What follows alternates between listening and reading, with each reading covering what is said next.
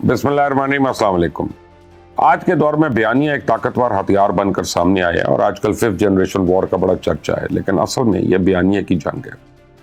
जिसका बयानिया ताकतवर है वही ताकतवर तस्वर किया जाता है। हर वो शय जो बयानिया को 70 गुना ज्यादा तकवीत दे सकती है। इससे अगर एक लफ्ज में बयान करना हो तो वो है जालसाजी। जाली खबर, जाली वीडियो, जाली तकरीर, जाली तस्वीर वगैरह वगैरह वगैरह। जालसाजी और बयानिया का तस्वर नया नहीं है। इमरान खान ने इस हथियार का बहुत खूब इस्तेमाल किया और बयानिया की जंग में जो ज़हनी खेल खेला जाता है, इसमें कोई शक नहीं कि वो इस खेल का माहिर है। इमरान खान खुद अपनी जुबान से कहता आया कि वो माइंड गेम्स का मास्टर है और यही खेल कौम के साथ खेल रहा है और खेला जा रहा है। साबित शुदा तारीख से तो हमको ये पता चलता है कि शेख मुजीबुर रहमान और उसके साथी भारत के डिक्टेशन पर मुल्क तोड़ने के एजेंडे पे कार्य फरमा थे। क्या बानिया PTI भी इसी एजेंडे पे कार्य फरमा है? ये वो सवाल है जिसका जवाब जो है वो कोई ढूंढने के लिए हमें किसी सियासी नुमा खिलाड़ी किरदार को बारीक बीनी से देखना होगा। इसके हर सियासी और गैर सियासी अमल को इसकी हुक्मरानी के दौर में और इक़्तिदार से अलग होने के बाद होने वाले उसके सियासी फैसलों में देखना होगा। जब हम एज अ केस स्टडी इसका जायजा लेते हैं तो ये दिलचस्प इंकशाफ होता है कि मौसूफ के पास ना कोई सियासी हिकमत अमली थी, ना ही सियासी विजन। हर गुजरते दिन के साथ बयानिया में तब्दीली को अपनी सियासी जीत करार दे देते थे। आप इसकी जमात को देख लें, सियासत की कटी हुई छठी उंगलियों का गुलदस्ता है। असल में इसकी सियासी जमात है जो अक्सरियत में मफाद परस्तों का टोला है। यू टर्न्स और दायरों के सफर की उन्होंने तारीख रकम कर दी। तशवीशनाक बात यह है कि सानिया 9 मई के बाद भी ये शिकस्त खोरदा कप्तान इश्तियाल अंगेजी से बाज नहीं आ रहा और सिर्फ एक सूबे में हुकूमत बनाने के बाद भी अपने लोगों को फॉर्म 45 और फॉर्म 47 के चक्रों में डालकर मिलिट्री एस्टैब्लिशमेंट के खिलाफ सोशल मीडिया के जरिए पूरे मुल्क में ये अनारकी फैलाना चाह रहा है। एक ऐसा इको चैम्बर बनाने में कामयाब हो चुका है कि जहां मुखालफिन को टाउट, बिकाऊ माल या एजेंट या फिर चोर, डाकू, गद्दारों का यार कहकर ट्रोल करवाता है, तो सोशल मीडिया पे ऐसे ग्रुप्स का इस्तेमाल करता है जिससे इसके नजरियात को तकवीत मिलती है। और इसमें कोई शक नहीं है कि वो एक ऐसा फीडबैक लूप बनाता है कि जिससे इंतहा पसंदाना रुझानात को फरोग दिया जा सके, जिसकी वजह से मुआशरा तकसीम दर तकसीम होता जा रहा है। और जब मुल्क दोबारा तरक्की के रास्ते पे चलना शुरू हुआ तो फिर ये कभी IMF के दफ्तर के बाहर एहतजाज करवा के, कभी अपने मनपसंद इंटरनेशनल जराइद में अपने तासुब पर मबनी हकाइक की बदौलत मुल्क का रास्ता रोकने की कोशिश करता है। झूठ बोल बोल कर, लिख लिख कर इसका गुबार ही निकलता। आखिर इस कहानी का आखिर क्या होना है, एंड क्या होना है? हसूल इक़्तिदार की हवस में से शेख मुजीब न सिर्फ बेकसूर दिखाई देने लगा बल्कि वो अपना मवाजना भी उसी से करने पे तुल गया। इसके पैरोकार भी इस बयानिए को आगे बढ़ाने में मसरूफ हैं। इसके बकौल हमारे साथ भी इस वक्त यही हो रहा है। हालांकि अगर वो तारीख को पूरी तरह पढ़ने में कामयाब हो जाता है तो उसे शेख मुजीब की मौत का भी इल्म होता है, जिसे खुद इसके अपने लोगों ने गोली मार दी थी। वरना ये नहीं बताता कि 1971 में पाकिस्तान में इंडिया का एजेंट कौन था, जिसके रॉ के चीफ ने तस्दीक भी की थी। ये वो शख्स है जो अपने मकसद के लिए गद्दार को भी हीरो का रूप देने का हुनर रखता है। वो नौजवानों के मनफी जहन साजी से बाज नहीं आ रहा, अपने पीछे चलने वाले नौजवानों को मर जाने का दर्स दे रहा है। खुद वो इस जिहाद का सवाब कमाने के लिए अपने बेटों को इंग्लैंड से बुलाने पे आमादा नहीं है। बुराई को अच्छाई के पर्दे में और बदी को नेकी के नकाब में छुपाने के माहिर सफाक मदारी का अगला निशाना एक बार फिर मिलिट्री एस्टैब्लिशमेंट है।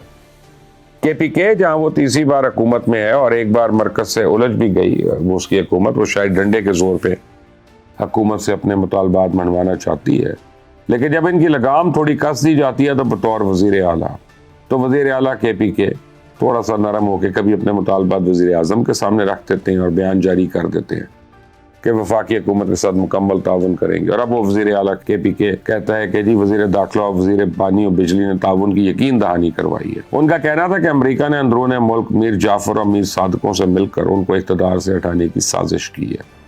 तो साजिश का यह बयानिया भी अवाम में इंतहाई मकबूल हुआ और आज वो आर्मी चीफ से मिला, अब बड़े उसके तबसरे हो रहे हैं। इनका वजीर आला कहता है कि जी आर्मी चीफ से 2 बार मुलाकात हुई लेकिन जो बात करनी थी उसका माहौल नहीं बन सका। तो भाई कैसा माहौल चाहिए आपको? बयानिए के मुताबिक डेमोक्रेसी के खिलाफ सिर्फ मिलिट्री मैन से ही बात करेंगे, असल में तो हुकूमत करना उनके बस की बात नहीं। अब सूबा चलाना کے لیے ان کو تقریباً 121 ارب 76 کروڑ 40 لاکھ روپے قرض لینے کا فیصلہ کیا، جو کہ عالمی بینک سے 60 ارب 52 کروڑ، ایشیائی ترقیاتی بینک سے 46 ارب اور 93 کروڑ اور چائنا سے بھی 1 ارب 49 کروڑ۔ تو امریکی امدادی ادارہ جو ہے USAID، اس سے 3 ارب 90 کروڑ، بین الاقوامی ترقیاتی ایجنسیوں سے 12 ارب، KFW سے 2 ارب 50 کروڑ اس کا قرض لیا جائے گا۔ اس کے علاوہ بین الاقوامی امدادی اداروں سے 8 ارب 83 کروڑ 30 لاکھ کی گرانٹ ملنے کا بھی امکان ہے۔ تو یہ وہ ادارے ہیں جو زیادہ تر امریکہ کے ہی کنٹرول میں ہیں۔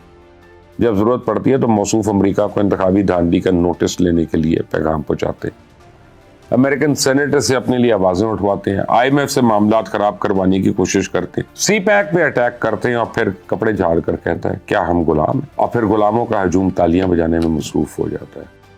جب آپ کی یہ پوزیشن ہو تو آپ کس طرح دنیا میں اپنی بات کہہ سکتے ہیں؟ سوشل میڈیا کے متعلق یہ بات عام ہے کہ اب ہر چیز کو اس کے ذریعے اپنے حق میں موڑا جا سکتا ہے، سچ کو جھوٹ بنانا، جھوٹ کو سچ قرار دینا کوئی مسئلہ ہی نہیں رہا، اس لیے اس کے ماننے والے ہر بات کی تصدیق کیے بغیر آگے پھیلانے کے لیے تیار بیٹھے۔ تو ایک سوال یہ ہے کہ کیا صرف بیانات سے ملکی امور چلائے جا سکتے، جیسا KPK میں ہو رہا ہے، عوام کو بے وقوف بنایا جا رہا ہے اور یہ لوگ اقتدار کے مزے لوٹ رہے ہیں۔ ایک مشکل یہ بھی ہے کہ ملک میں کبھی بھی آزمائش کا دور نہیں ختم ہوا، بس ایک بیان آ جاتا ہے اور قوم 15-20 دن اسی میں مصروف ہو جاتی ہے، اس وقت تک مصروف رہتی ہے جب تک کوئی نیا بیان نہیں آ جاتا۔ ان بیانوں کی سیاست سے کیسے جان چھڑائی جائے؟ یہ امر بذات خود ایک مسئلہ بن چکا ہے کہ عوام اس طرح کے بیانیے پچھلے 75 سال میں دیکھ چکے ہیں۔ عمران کے بیانیے میں کوئی نئی بات نہیں، بس فرق یہ ہے کہ اس وقت سوشل میڈیا جو وجود میں نہیں تھا۔ صدر ایوب کو دیکھ لیں، اس نے مادر ملت کو ہرانے کے لیے کس کس طرح کے بیانیے نہیں بنائے، قوم کو سمجھایا، سیاست بڑا گندا کھیل ہے۔ بہرحال اب اسی کا پوتا جو ہے PTI کا مرکزی رہنما ہے، اس کے لیے دوسروں کو غدار ثابت کرنا کون سا بڑا مسئلہ ہے عمر ایوب کے لیے؟ عمران خان کو بیانیہ بنانے کا ماسٹر قرار دیا جاتا ہے، حالانکہ یہ سب پرانے بیانیے ہیں۔ تو عمران خان نے اقتدار سے جانے کے بعد امریکن مخالفت کا پرانا بیانیہ اپنایا جو عوام میں امریکہ سے نفرت کی وجہ سے فوراً مقبول ہوا، اور آج ان کی صوبے کی حکومت امریکن ایڈ حاصل کر رہی ہے۔ کیا عوام کو مزید بیوقوف بنایا جائے گا؟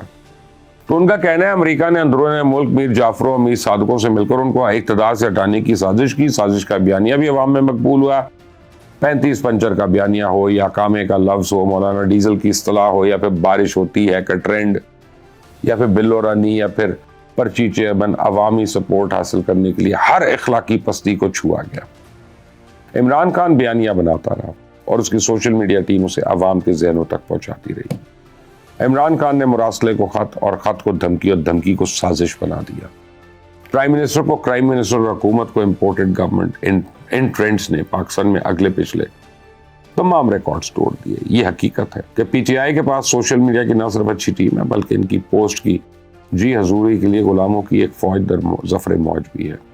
ہمیں یہ سمجھنا ہوگا کہ بیانیے اور اصل حقائق میں بہت فرق ہوتا ہے۔ بیانیے کا دورانیہ بہت کم ہوتا ہے، اب اگر دنیا سے ہماری آئسولیشن ختم ہو رہی ہے، دنیا پاکستان میں سرمایہ کاری کرنے آ ہی رہا ہے، تو PTI کو یا عمران خان کو رکھنا ڈالنے کی ضرورت نہیں، بلکہ اپنی خامیوں کوتاہیوں کا اعتراف کرتے ہوئے انہیں آگے بڑھنا چاہیے، کیونکہ یہی حقیقت ہے کہ خبر اور سوشل میڈیا کے بیانیے میں فرق ہوتا ہے۔ گوگی، پنکی، کپتان، بزدار، یہ تھا نیا پاکستان۔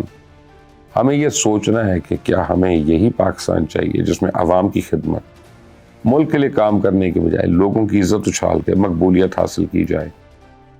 ایسے معاشرے تو زیادہ دیر نہیں پنپتے، سوچنے کی بات ہے۔ اگلے ویلاگ تک مجھے اجازت دیجیے، اللہ حافظ۔